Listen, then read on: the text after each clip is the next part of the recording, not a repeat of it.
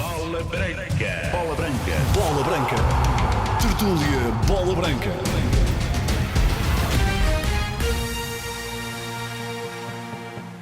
Está no ar a Tertúlia Bola Branca.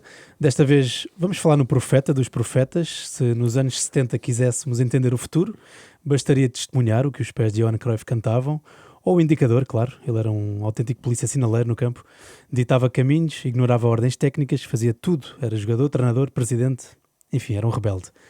Certa vez, ainda futebolista dos Washington Diplomats, ia ver um jogo do seu querido Ajax, que ia perdendo por 3-1 em casa, desceu a escadaria, ocupou a zona do treinador e transformou a equipa até virar o marcador. Só uma coisa daquelas a Johan mesmo.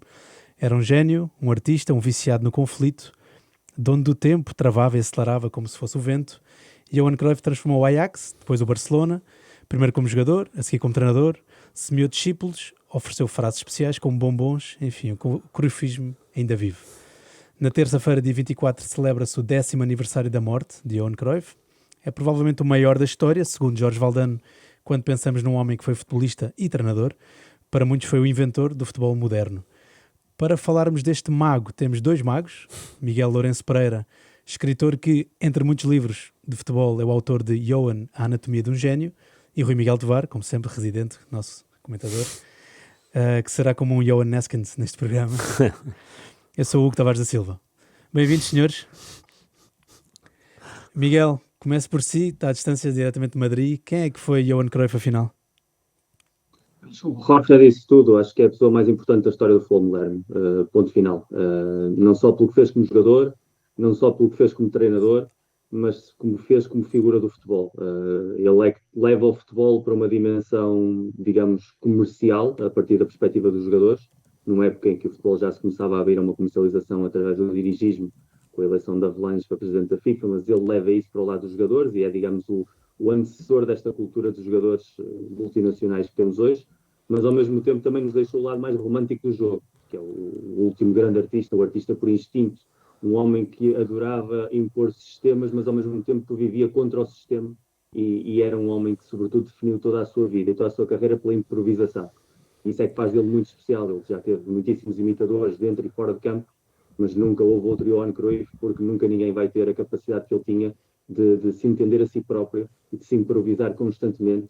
E isso ele fazia tanto nesses bailes nos terrenos de jogos, como depois também fez nos bancos suplentes, onde construiu uma das equipas mais fantásticas que nós vimos no final dos anos 80 e início dos anos 90 em Barcelona. Muito bem. Rui, como é que resumes esta figura? Cruyff é irresistível, não é? Sim, claro. Bom dia a todos. Sim, a tua introdução é fantástica e o acrescento de Miguel também. É isso mesmo, é um jogador que fez a história. Eu só o apanhei como treinador e, claro, adorei e continuo a adorar, porque ele continua no meio do Barcelona. Ele impôs um sistema.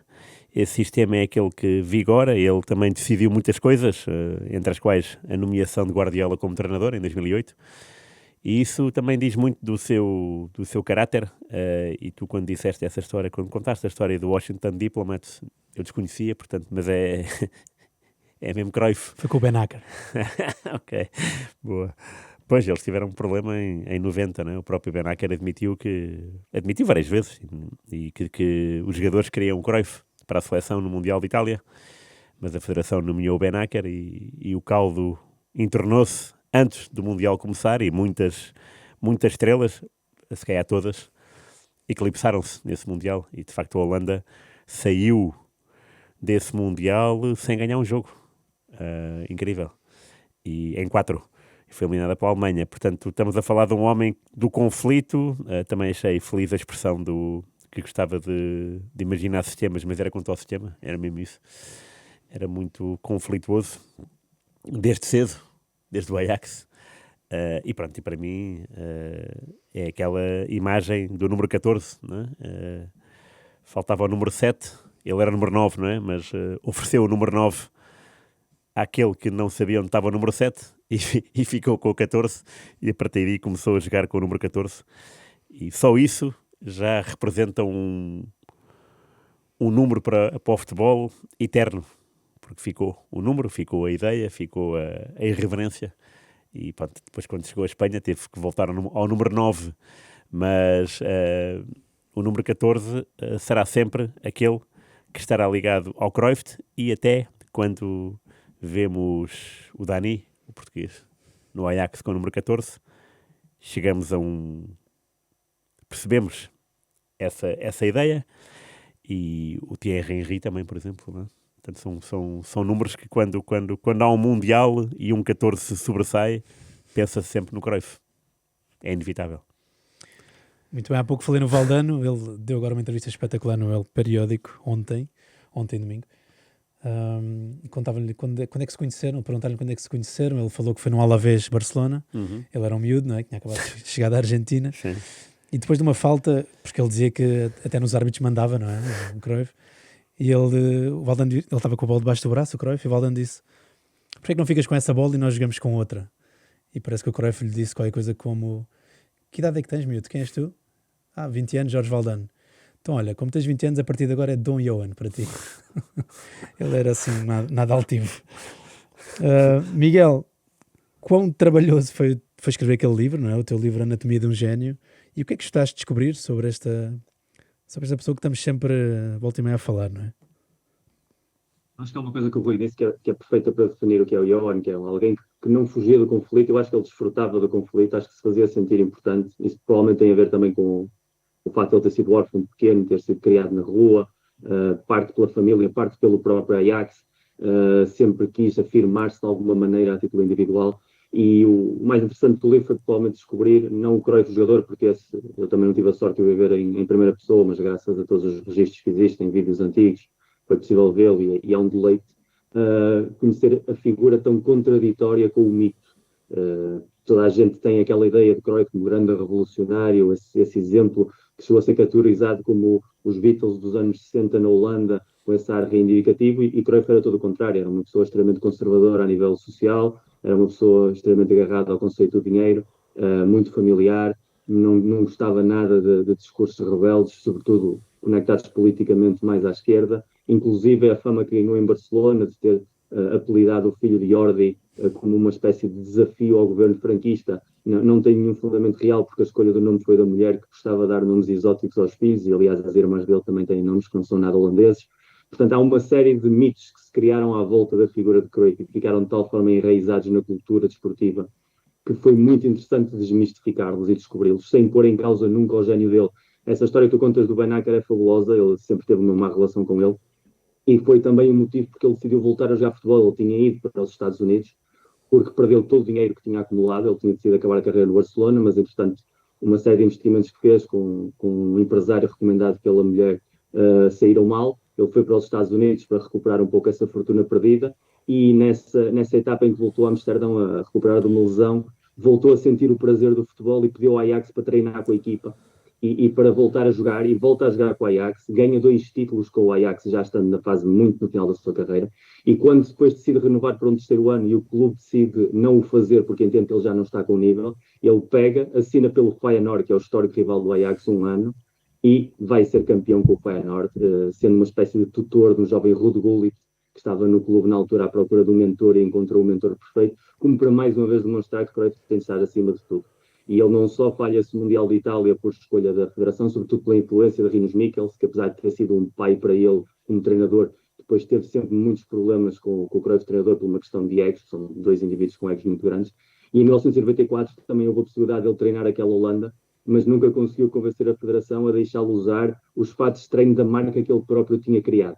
Um pouco a repetir aquilo que ele tinha feito com as 3 tiras da Adidas em 74, passarem só 2 pelo contrato que ele tinha com a Puma. E alguém preferido não treinar uma seleção no Mundial para ser fiel aos seus princípios de que se eu quero ir com a minha marca desportiva vou, diz tudo o que é Johan Cruyff como indivíduo e como figura do futebol.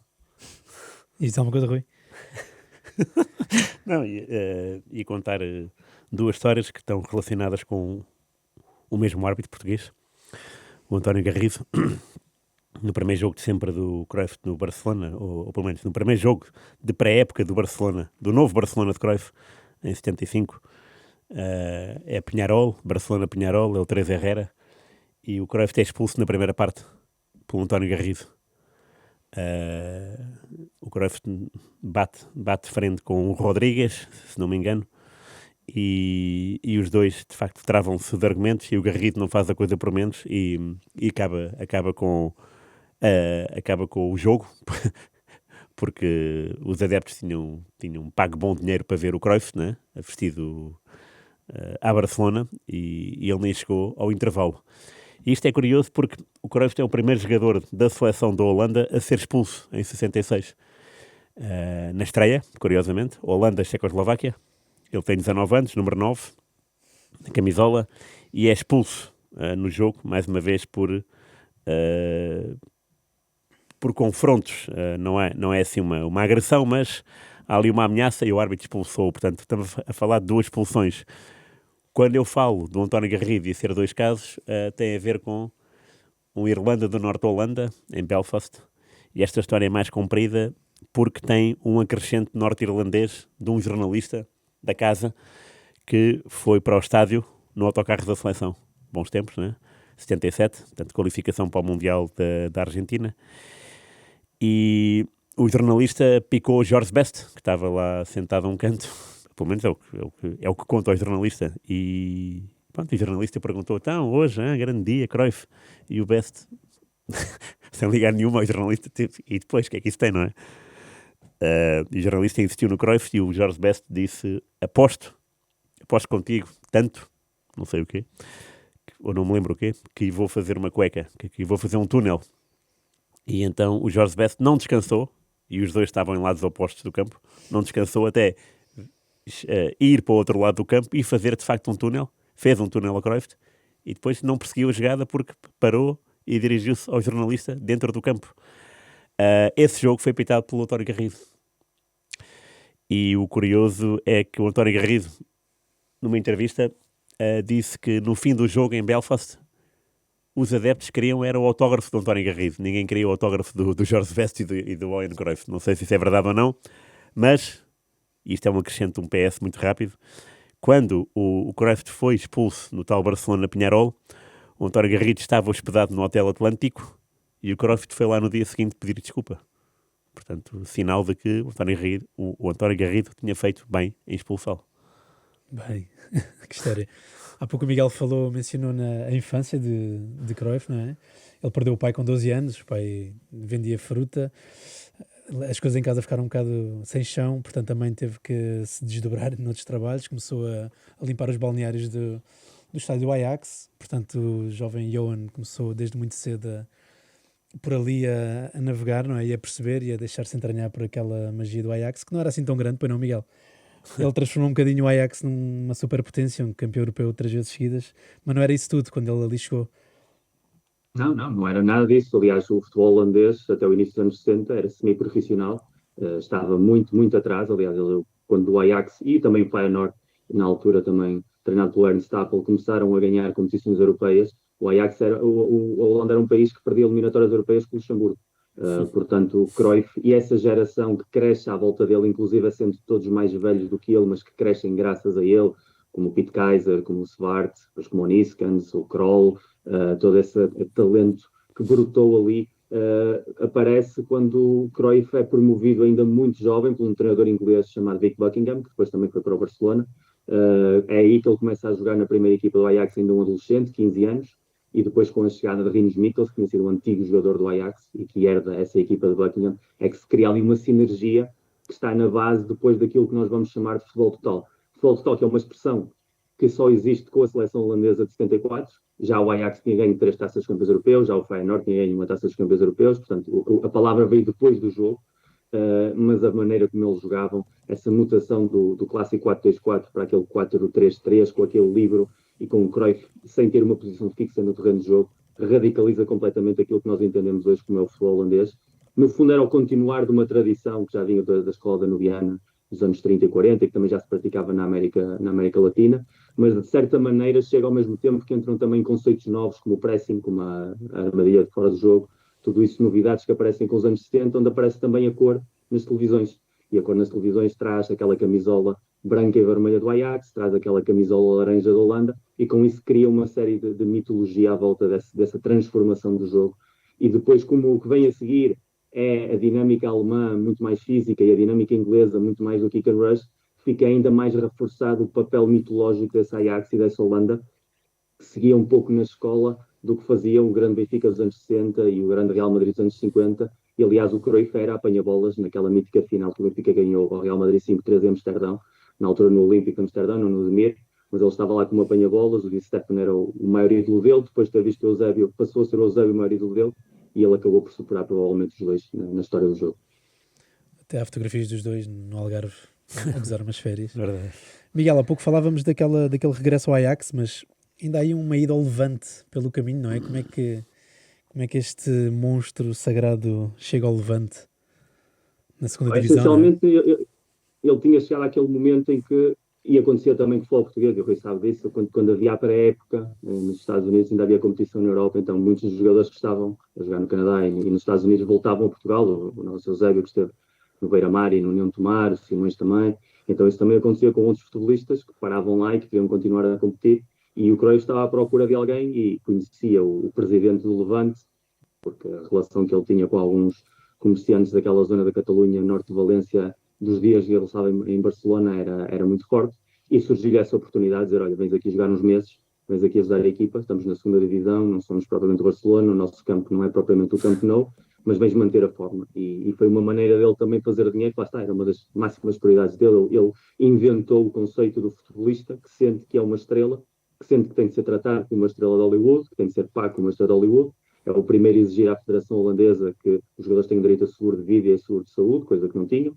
É o primeiro a exigir utilizar material desportivo escolhido por ele, é o primeiro a cobrar dinheiro por dar entrevistas, ou seja, é aquele template que nós hoje associamos às estrelas um pouco distantes do futebol de hoje, começou com ele.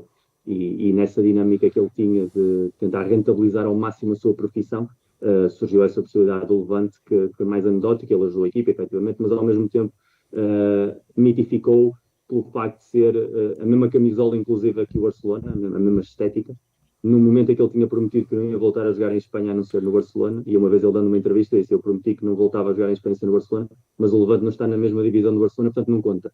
E como sempre, Cruyff tinha de demonstrar que tinha razão sobre os outros. Certo. Rui, e quando pensas em Cruyff, qual é o momento? Há vários, não há? Aquela finta mágica com a Suécia, há o penalti, Por acaso a finta com a Suécia é o segundo jogo que ele faz com o árbitro que o expulsou com a Checoslováquia, o Rudi Glockner, da RDA. Yeah. Ok. Desculpa. Com a Suécia. Não, mas é essencialmente o primeiro minuto da final. 74 falaste disso, não? Não. Ok. Quer dizer, a jogada não é dele, é da Holanda, não é? Mas a parte final é dele, aqui aquele para-arranca é brutal. E ficou brutal, como último, digo eu. E era o jogador mais recuado com a bola. Exatamente, pois foi. Pois há ali um tempo em que ele é o último jogador, não é? Eles trocam muita bola durante 1 minuto e pouco, não é? E às tantas... E ele farta-se. Exatamente, ele cansa-se desse jogo. A RFA não tinha tocado na bola e já havia um penalti a favor da Holanda em Munique, na final do Mundial 74, na RFA. O Niskens marcou 1-0 para o meio da baliza. A RFA iria dar a volta ainda na primeira parte. O Cruyff estava bastante nervoso nesse jogo. O árbitro era um inglês, não me lembro do nome dele agora, não sei se era Taylor. Jack Taylor. E agora está a pensar no Anthony Taylor, que esse é atual, e estava aqui a gaguejar. E pronto, que foi o primeiro árbitro a marcar um penalti numa final do Mundial e no fundo marcou 2 no mesmo dia, marcou o primeiro e o segundo. E esse para-arranca do Cruyff é uma imagem de marca sublime. O Cruyff teve muitos problemas com o Bertie Vogts nesse dia. A falta até foi do Unas. Mas a dureza do Vogts, a falta de bola do Cruyff, algumas oportunidades perdidas da Holanda. Se formos rever a final em imagens e até em fotografias, percebemos que ele, a caminho do balneário, por exemplo, no intervalo, já a RFA está a ganhar 2-1, ele discute com o árbitro, portanto já está de cabeça quente. Se formos à hemeroteca e lermos a bola, vemos uma reportagem, acho que é do Jorge Schnitzer, que depois tornou-se um produtor da SIC e o criador dos donos da bola. Um programa com muita audiência e muita polémica, sempre com casos quentes do futebol português, mas pronto, em 74 o Schnitzer foi enviado especial à RFA E também lembro-me de uma caixa, não com IX, mas com CH, uma caixa em que dizia que de facto o Cruyff tinha pedido dinheiro para entrevistas. Portanto, isto é entroncar naquilo que o Miguel disse há pouco.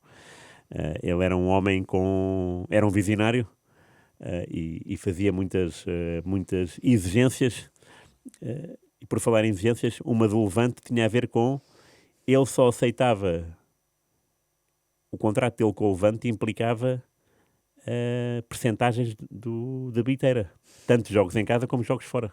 Não me lembro agora não estudei o assunto, peço desculpa, mas lembro-me que havia uma percentagem até nos jogos fora, não é só no Levante. Portanto, o Levante tinha que falar com o clube, olha, vamos jogar com o Cruyff, como é que é? Quanto é que enche o vosso estádio? E ele tinha uma percentagem. E isso também revela uma mente muito, muito à frente. E é por isso que estamos aqui a falar dele, não é? Senão, se fosse mais um, nós vamos fazer um programa sobre os 10 anos do rap de Nuníscans, não é? Vamos fazer só um sobre o Cruyff. E ainda bem. Mas são histórias encantadoras. As férias do Algarve com o Zébi também são fotos imperdíveis. O facto de ter treinado o Figo, de ter pedido o Figo para o Barcelona é imperdível. O facto de ter também pedido de ter aconselhado o Dani a jogar com o seu 14 também é um fato muito, muito importante na vida do Dani, do Ajax e até do próprio Cruyff. E isso revela-nos uma figura imensa que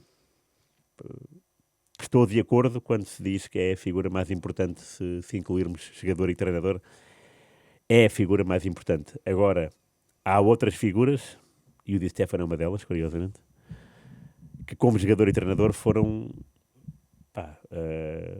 maiores do que eles próprios, não é? Bigger than life.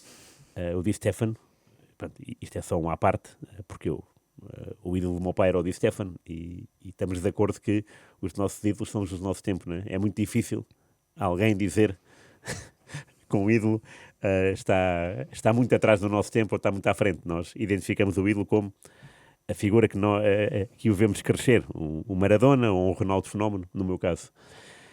E o Di Stéfano era a figura do meu pai, e eu sempre admiro o Di Stéfano por isso e também pelos números do Real Madrid, né? Cinco finais da Taça dos Campeões seguidas, conquistas, marcou em todas as finais, era um capitão. Já no outro dia falei do receber a bola do guarda-redes e muitas vezes concluir. Mas o Di Stéfano, como treinador, ganhou o campeonato argentino pelo Boca Juniors e pelo River Plate e ainda ganhou uma taça das taças pelo Valência e um campeonato pelo Valência. Portanto, como treinador, também foi um caso sério. Agora, de facto, o Cruyff deixou uma marca porque ainda hoje se joga a Cruyff. E isso é algo que vai ser sempre imutável. E a marca Cruyff estará cá, sempre. O teu Milan é que destruiu aquele Barça de Cruyff, sentes culpado ou não? Eita, foi tão bom. Não, foi tão bom, digo porquê? Porque eu no colégio, onde estava, colégio académico, durante a semana fui, antes do jogo, né? Aí vais levar poucas e não sei o quê. Portanto, eu era muito milanista.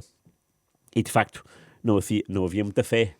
O Barça tinha nesse fim de semana, penso eu, sido tetracampeão espanhol. Portanto, era o Milan, era também... Diz? Contra o Deportivo, o tal mítico. Exatamente. Penalti de Jokic, né? Pronto. Sim, exatamente. Até foi no dia do 6-3, do João Pinto. Foi no mesmo dia. O penalti falhado e o hat-trick do João Pinto foi no mesmo dia. Portanto, o Barcelona é campeão nesse dia. E eu tenho a imagem da manchete da bola, nota 10 para João Vieira Pinto, depois cá em cima, Barça campeão com o final não diria descoque, mas vá, é uma coisa parecida. E o Milan também foi campeão, mas foi campeão sofrível, com muitos empates e poucos golos marcados. E na final acontece aquilo, né? 4-0. Sendo que o Milan, nesse dia, jogou sem os centrais, Baresi e Costa Curta.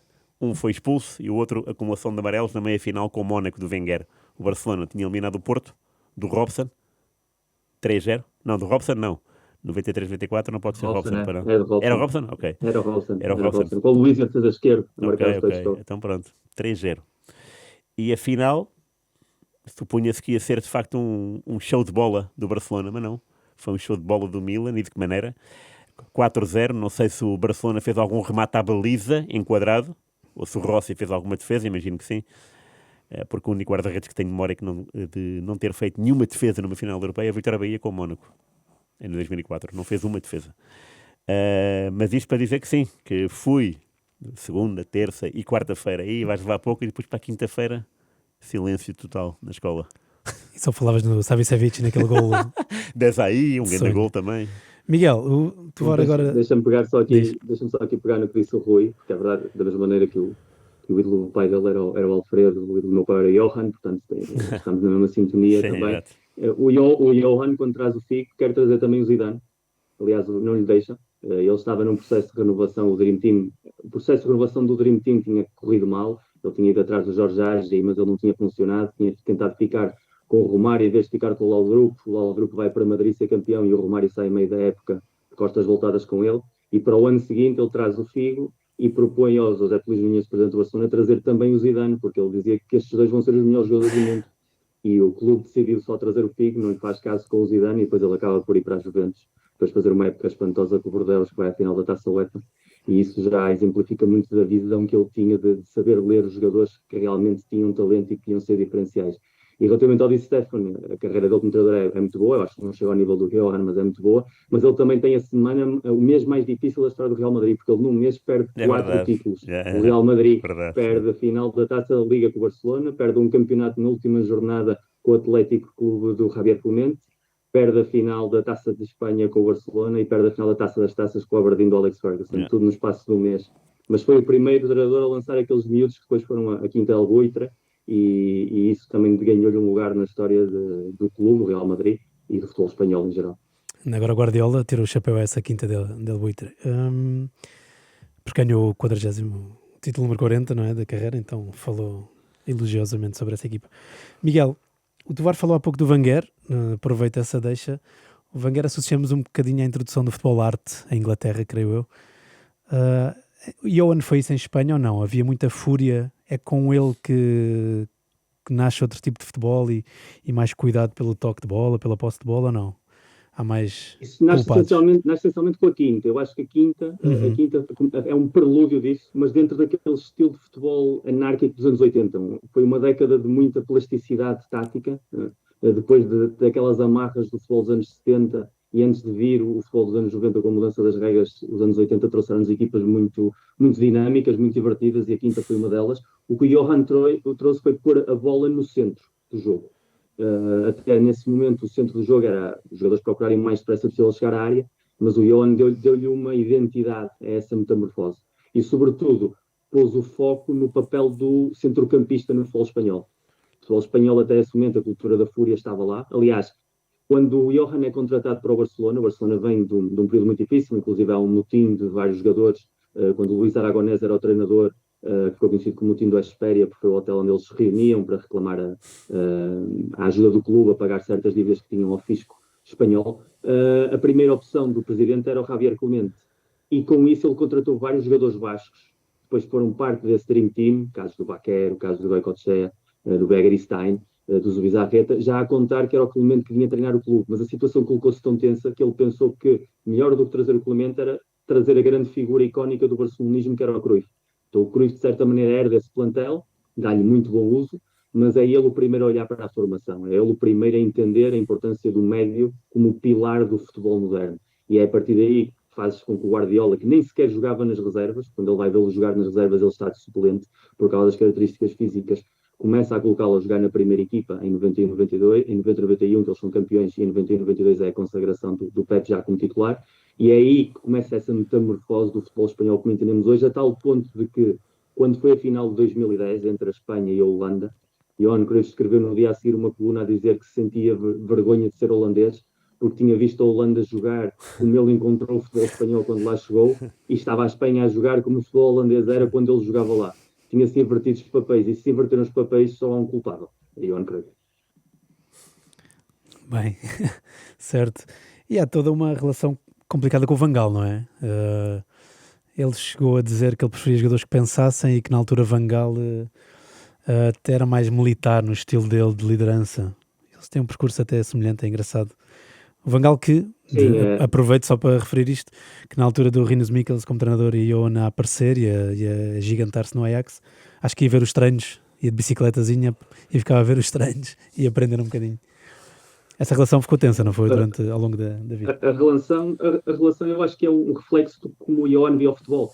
O grande problema, nós agora vivemos numa época de cruifismo tático, no sentido em que o jogo foi evoluindo para que o passe seja cada vez mais importante, até o ponto em que os jogos de futebol hoje em dia parecem-se mais a jogos de handball em muitos momentos, porque a importância da posse de bola tornou-se capital, coisa que não era assim há 20 anos atrás, nem há 30 anos atrás, nem sequer quando Cruyff era treinador e jogador, porque criou-se uma cultura de seguidores, digamos. Eu sempre coloco a metáfora de que se Cruyff fosse uma espécie de Jesus Cristo, com a mensagem original, com o coração na mensagem, os outros são os apóstolos que depois tentaram adaptar a mensagem ao que lhes interessava. E Van Gaal era um homem de sistema, um homem que acreditava na organização, no sistema, numa espécie de mecanismo mais parecido até, se calhar, com Lobanovski, com o que fazia o Lobanovski na União Soviética, do que propriamente com o que fazia Cruyff. Agora, Cruyff funcionava à base de improvisação. Cruyff não tinha um sistema tático, Cruyff não tinha uma filosofia, aliás, em Espanha a expressão cruyfadas tornou-se muito popular na imprensa desportiva, porque era quando ele decidia improvisar, do género, havia um jogo em que o Atlético de Madrid, no avançado centro, foi o colega do Paulo Futre, o Manolo, que a especialidade dele era fugir ao central de marcação, e ele decidiu jogar sem centrais de marcação, jogou com laterais na defesa só, para tirar a referência a Manolo, e isso não estava em nenhum guidebook, em nenhum guia, simplesmente era Cruyff a improvisar no momento. Mas depois não era aplicável no jogo seguinte, por isso é que Cruyff é um treinador que tem a seu nome goleadas históricas a seu favor, e derrotas catastróficas, como a tal de Atenas, também a seu contra, porque não havia uma norma. Provavelmente nisso o que o Guardiola fez, que é, digamos, o maior de todos os seus discípulos, foi trazer a ordem de Van Gaal com o gênio de Cruyff. Complementou as duas visões, porque ele foi jogador sobre os dois e muitas vezes disse que bebeu muito dos dois. Agora, os dois não conseguiam congeniar porque viam o futebol e a vida, provavelmente, de maneira completamente diferente. Um na base da organização e outro na base da improvisação e do gênio individual. A Placar, aquela revista mítica brasileira, atualizou o seu ranking da história e colocou à frente Pelé, depois Messi, Maradona e a seguir Cruyff e Cristiano Ronaldo. Parece-vos polémico ou não? É justo? Querias perguntar, até porque ele foi eleito, o Johan foi eleito o melhor jogador europeu da história do século XX. Isto já em 99, creio, foi mesmo quando estava a acabar o século. Miguel, parece justo este... vale o que vale, já sabemos, mas é... Assim, as listas são o que são e eu digo sempre a mesma coisa, o contexto é tudo e cada jogador numa época é o que é. E eu, obviamente, a minha debilidade pessoal sempre foi Diego Armando Maradona, portanto eu não colocar Maradona em primeiro até me sinto mal comigo próprio, mas sei que o Pelé foi um gênio absoluto e o que o Pelé fez, provavelmente por ter sido o primeiro, não o primeiro a fazer, mas o primeiro a ser apanhado com câmaras a fazer, que eu acho que é a grande variação neste tipo de listas, é quando se podia ver através de gravações e quando não se podia ver, e Pelé apanhou a chegada da televisão ao futebol. E obviamente teve uma carreira absolutamente estratosférica e obviamente Cruyff tem de estar nessa lista. Agora está à frente de Cristiano ou não está à frente de Cristiano, eu acho que Cruyff foi mais importante para o jogo e Cristiano ganhou mais e foi mais determinante durante mais tempo. A carreira na elite de Cruyff é muito reduzida. Ele, com o Ajax, eles começam a competir a um nível elevado a partir de 1967, ele sai do Ajax em 73, ganha a primeira liga com o Barcelona e depois os seguintes anos em Espanha são bastante decepcionantes, inclusive até para os padrões do Barcelona na época, ele só ganha uma liga e uma taça, uma liga no primeiro ano, uma taça no último, e depois tem aquele período de reforma dourada na Holanda, mas não é aquela consistência de títulos. Agora, o que ele trouxe ao jogo, tanto no campo como fora dele, é inigualável, por isso é que eu digo que é mais importante que todos os outros porque fez dentro e fora. Agora, dentro do campo, não foi tão determinante como foram Messi, como foi Cristiano, como foi Maradona e como foi Pelé. Miguel falava da saída para o Barcelona, lembrei-me que a história, enfim, a gota d'água terá sido quando o balneário votou em Pete Kaiser para capitão e ele acho que pegou logo num telefone lá no estádio e disse para ligar ao Barcelona. Isto é o que rezam os relatos. Aliás, a história é mais complexa do que isso, porque Imagino. nunca ninguém votava no capitão, era sempre o treinador que escolhia, e o novo treinador, que era o Jorge Knoble, decidiu fazer uma votação e como os colegas estavam completamente fartos do estilo dele autoritário, quase ditatorial, votaram no Pete Kaiser, que era, digamos, o bom rapaz do grupo.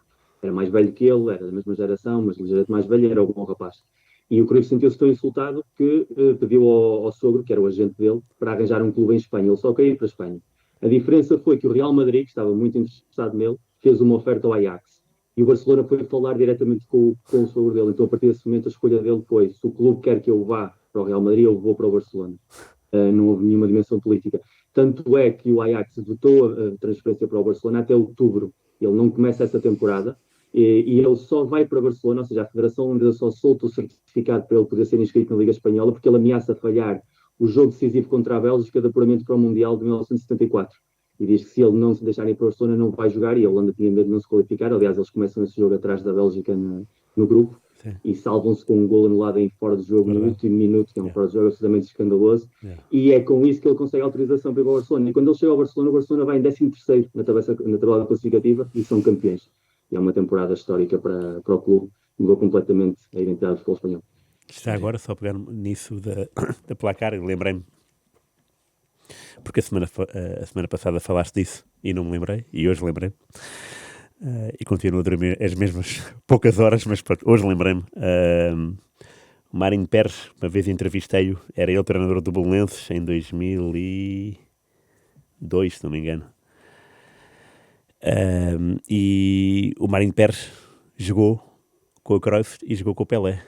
Jogou com o Pelé no Santos e jogou com o Cruyff no Barcelona. E não sei se é o único caso, mas pronto, é um caso. E o Marinho Pérez é o homem mais extrovertido que eu conheci, ou dos mais extrovertidos. E então disse-me que a diferença entre um e outro era o profissionalismo. O Pelé nunca ouviu fumar no balneário, o Pelé deitava-se cedo, o Pelé não fazia vida de vagabundo, na linguagem de Marinho Pérez brasileiro.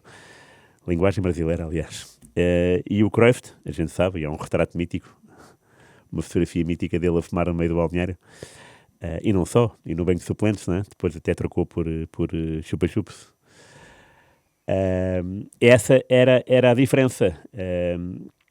Em matéria de técnica, o Marinho Pérez considerava-os muito parecidos, porque de facto eram ambos génios. O Cruyff tinha as suas coisas, o Pelé tinha outras. Aquilo que o Marinho Pérez mais realça do Pelé, e que é aquilo que os jogadores do Benfica que jogaram com o Santos naquela famosa noite do Benfica 2, Santos 5 para a Taça Intercontinental, é que o Pelé fazia tabelinhas com os pés dos adversários. E isso, de facto, é uma das imagens de marca do Pelé.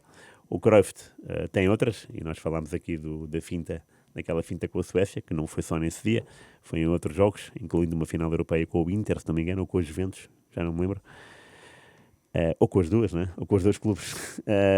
Mas era de facto, este testemunho de Marinho Pérez é interessante, pronto, porque mostra o lado B, que é o lado do gênio no balneário ou até fora dele. Enfim.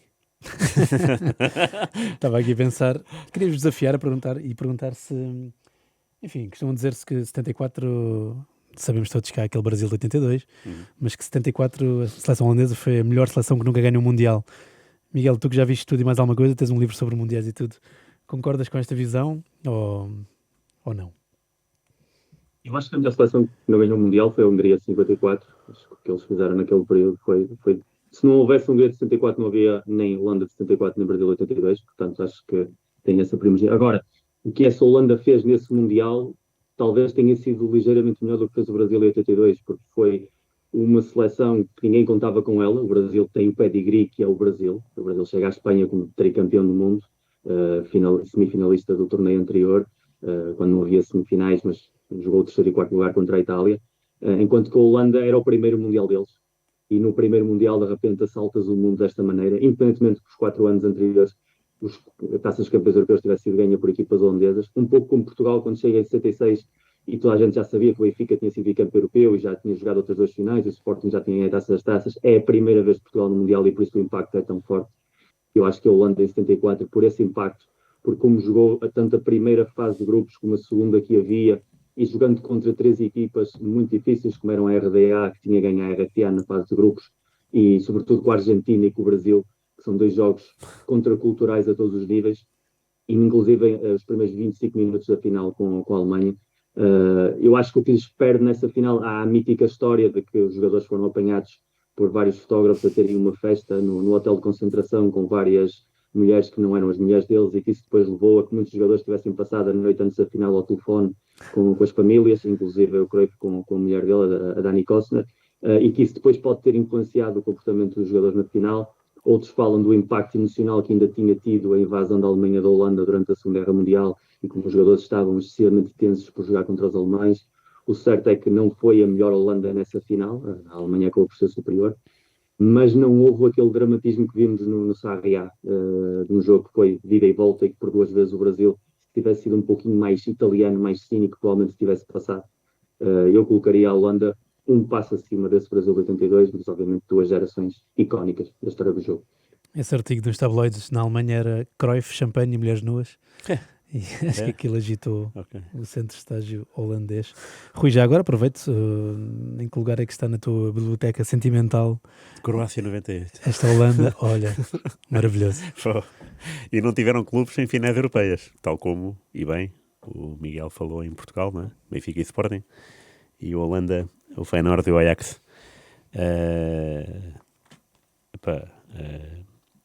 A RTP faz um programa recorrente em que convidamos pessoas que são da nossa idade, não é?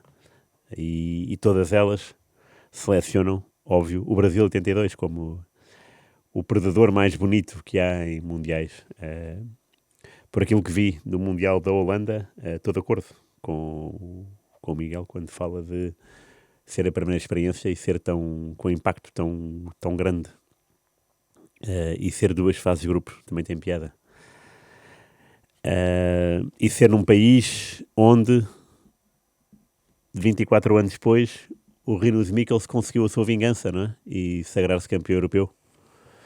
E a história depois também é bonita por isso, né? Se avançarmos até 88 percebemos que aquilo que faltou, seja de concentração ou excesso de nervos no final de 74 da Holanda, ou mérito da RFA, indiscutível e ponto. Depois, em 88, sobrou, né? E a Holanda não só eliminou a RFA na meia-final, numa meia-final muito bonita, mas com um penalti escusado a favor da Holanda. A enésima falta do Jürgen Kohler sobre o Van Basten. Jogavam todos os dias, quase, Juventus, Milan, Juventus, e depois a Holanda RFA. E depois aquele golo no último minuto do Van Basten. Esse jogo da meia-final marca depois o futebol da Holanda. E marca um pouco a vingança dessa final perdida em 74. Do lado sentimental, sim, há essa está no primeiro lugar, mas não, e estou de acordo com o Miguel quando diz que se não houvesse Hungria não vi nada disto. E também quando tu fizeste a pergunta ao Miguel, a primeira seleção que me veio à cabeça foi a Hungria de 54. Não vi nenhum jogo completo, não é? Quanto mais todos. Mas o que essa seleção fez em 4 anos, né? Dos Jogos Olímpicos até esse Mundial é estonteante. E é engraçado pensarmos que a Hungria depois nunca mais foi ninguém no panorama europeu, /mundial, enquanto que a Holanda ganhou o tal europeu em 88 depois dessa final perdida em 74 e que o Brasil, burocrático de 94, ganhou uma final à Itália em 94, portanto, 12 anos depois de ter sido varrida pelo Paulo Rossi, o Brasil conseguiu a sua vingança em 94 e ganhar a final, frente à mesma Itália. À mesma? À Itália. Vocês falaram na Hungria, lembro-me que vi aquele mítico Inglaterra-Hungria, em 53, se não me engano, não é, Miguel? O jogo do século. Sim, novembro de 53. Excelente. E depois tem piada, como já falámos no Guardiola, e às vezes lembramos daquelas histórias dele usar o falso 9, Messi com o Real Madrid, parece sempre que inventamos o futebol a cada ano que passa, mas nesse jogo o Idguti já foi falso 9, e enfim, já Exatamente. A história está lá atrás e tem muito para contar. Devo também confessar que em tempos a ver jogos do Cruyff, apaixonei-me pelo Rezenbrink, e há aqui uma curiosidade que quando o Cruyff morreu há 10 anos, vítima de cancro, não é? Ele fumava demasiado. O The Guardian usou a fotografia do Rezenbrink por engano. Eles eram tão parecidos, pelo menos no cabelo e ali no jeito de correr assim, serpenteante, que é essa gafe. Miguel, caminhamos para o fim. Vou só perguntar, já que falámos naqueles mitos que às vezes se criam à volta destas lendas. Diz que em 78 Cruyff não jogou o Mundial porque não queria jogar numa ditadura e validar a ditadura de Videla, não é? Na Argentina. Mas não foi bem assim, não é?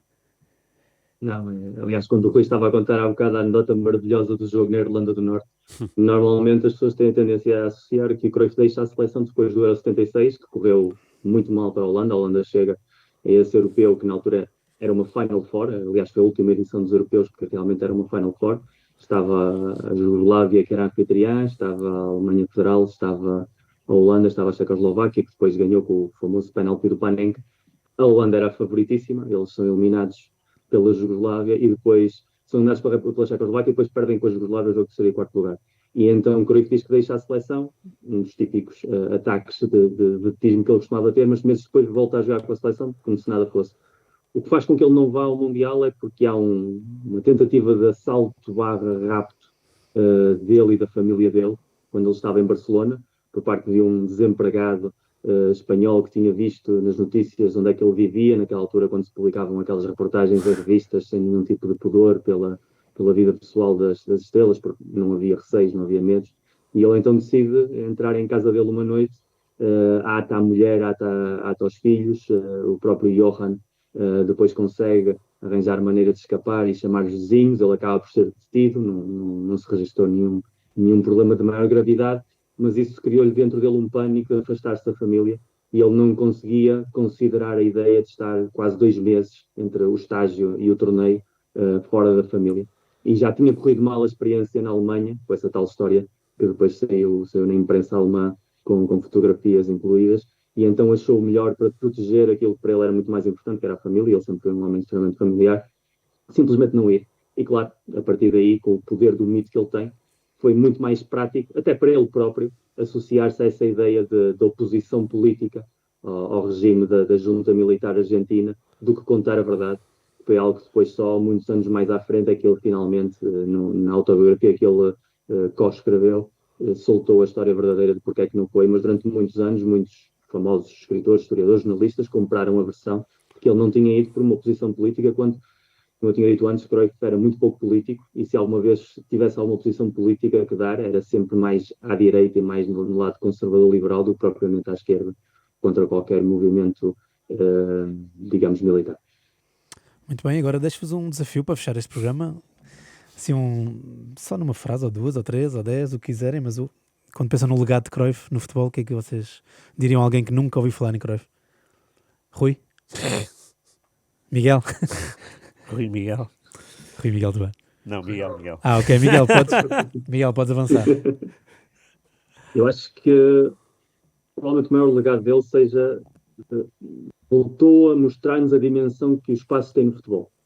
Eu acho que a maneira como ele interpretava o jogo mudou completamente. Nós estamos habituados a ver o jogo desde a televisão, já há muito tempo.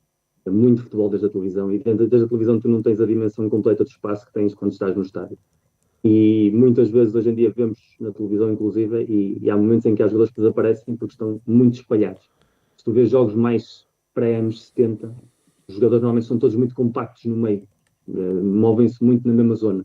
E Cruyff alargou o campo, com a ideia dele que os extremos tinham de jogar literalmente junto à linha, os laterais também, a gerar o máximo de espaço possível.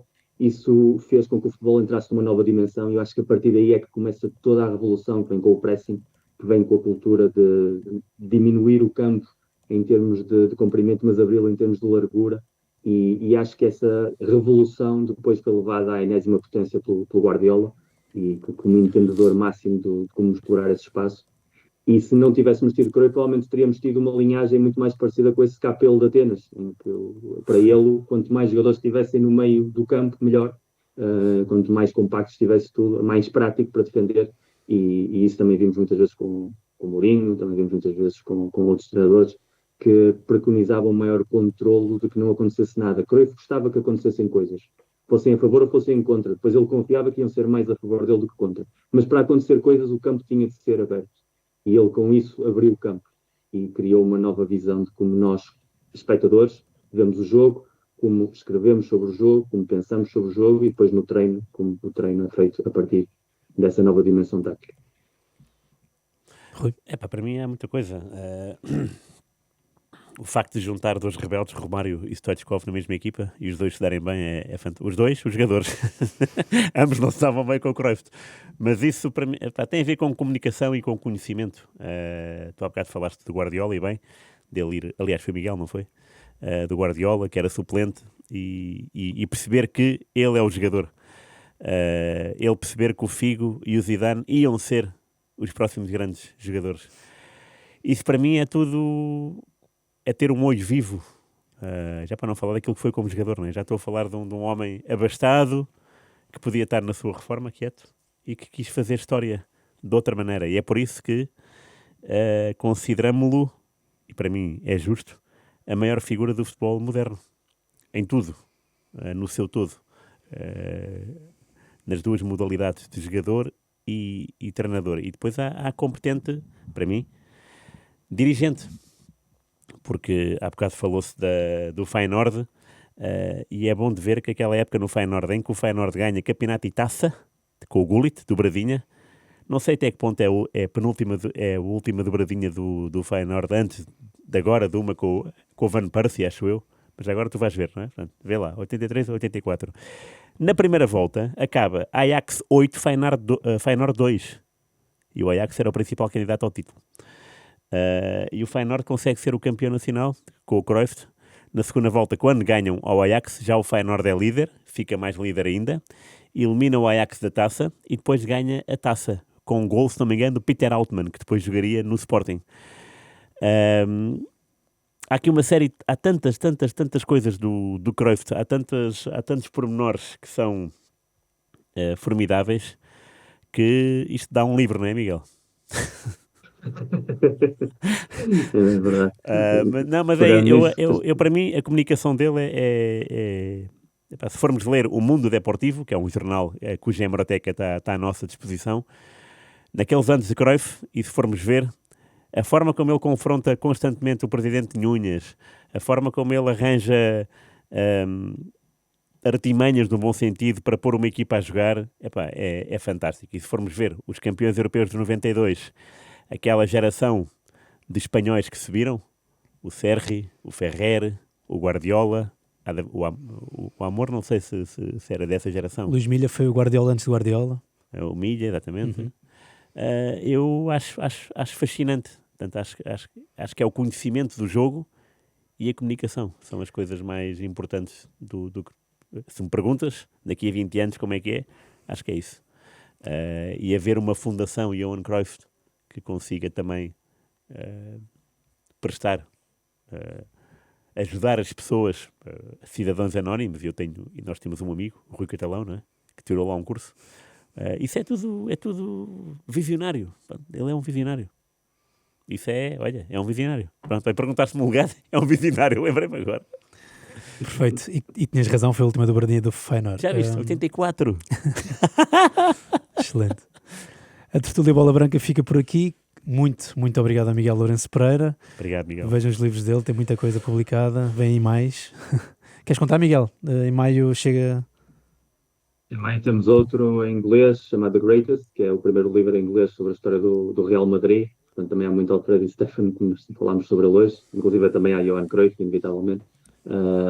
E pronto, é a minha última aventura literária em inglês. Os últimos que saíram lá foi um sobre futebol espanhol e um sobre futebol português. O primeiro livro sobre futebol português em inglês como um todo. O grande Filipe Avilés já tinha publicado um dedicado à Taça de Portugal, que eu recomendo muitíssimo.